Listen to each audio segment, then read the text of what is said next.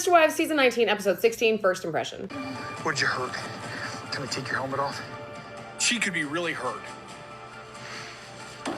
Would you? Oh, gosh. Holy hell.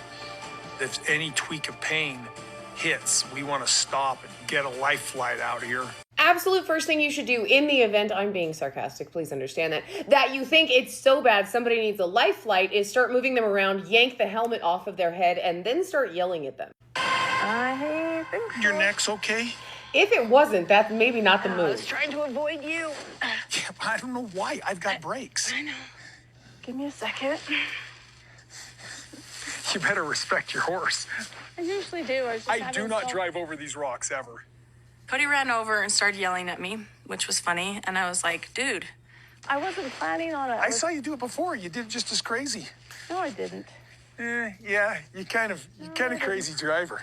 Like, I just got hurt. I need, like, love and tenderness, not, hey, what are you doing? I might get a little more tenderness from like a bottle of McCormick's than going to that one. So this episode honestly was a lot of nothing, and a lot of it honestly was repeats, like literally the same footage from Christine's wedding episode. If you want to go watch that, actually, and that's all of this in its entirety, and it's a more satisfying watch together, that's at the end of season 18 if you like go back and look at that or whatever, right? So I'm actually going to skip over that completely. Then we've got this whole conversation between Robyn and Kody that just came off as disingenuous and like nails on a chalkboard to watch, honestly. It's giving. If I wanted to listen to two people talk to each other like that, I would learn necromancy and put my parents in the same room. One family, the one home, Yeah. or even, worst case scenario, a cul-de-sac. Which you made the move from? I literally felt like the family was in the way of my goals because they didn't want the same things I wanted. We get it. The family was the worst thing that ever happened to you. So like, why are you stuck on it? Moving on. Okay, got that. And of course the conversation is going to devolve into, well, just go make it work with Janelle because there's no autonomy for her in this. Apparently we just need to make that work. But then we get to Meri. For mine and Kody's 10th anniversary, I made him a quilt. I used a bunch of t-shirts that Kody and I bought over the years on purpose to make this quilt. Meri made Kody a quilt. And so basically what he's actually asking back are pieces of t-shirts that have all been sewn together into a blanket, right? Because he's using this as a chance to bemoan the fact that Meri took over his whole life and maybe his wife or his kids, he didn't think about it in the context of plural marriage, even though they knew they were going to be plural from the beginning, but whatever. And so he wants these little pieces of t-shirts back, and it's a poor him, this whole thing. And then Meri kind of blows that up a little bit. It was weird to me that Meri got all of it and nobody else got any of it. Kody is actually the one who came up with this idea for this quilt. But in honestly very healthy style, she was like, I don't want it anyway. Let's cut it up. You can have it. I don't need anything left from this. Then we go over to some more of Christine's wedding scenes. And then we jump over to another insufferable moment between Kody and Robyn. And this one was where I was like, this is just, it's so disingenuous.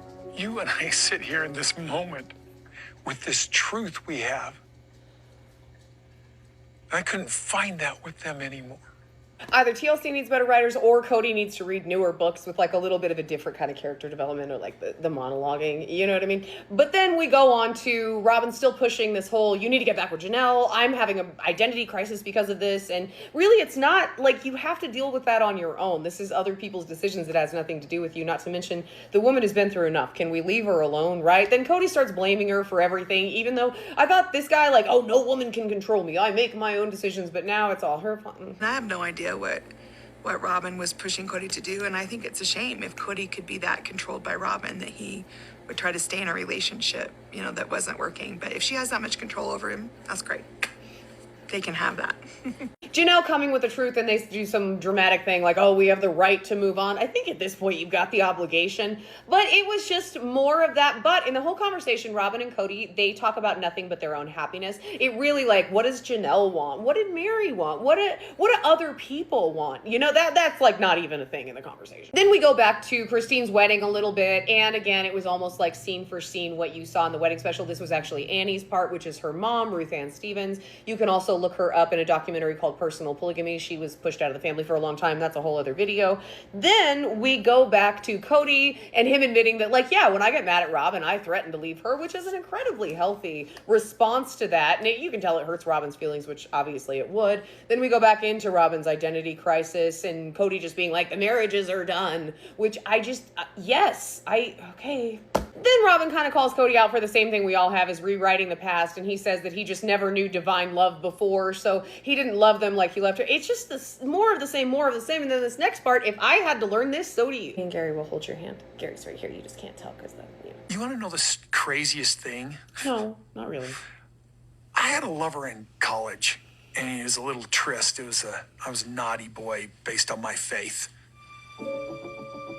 Yeah, I had a relationship in college where I lost my virginity.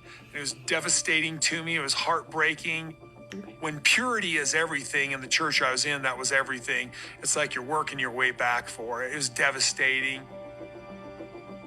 But nobody knew except for Meri and Robyn. And it was really because I don't believe I ever got intimate enough with Christine and Janelle to tell them. Robyn learned of it the first month we knew each other. I felt safe.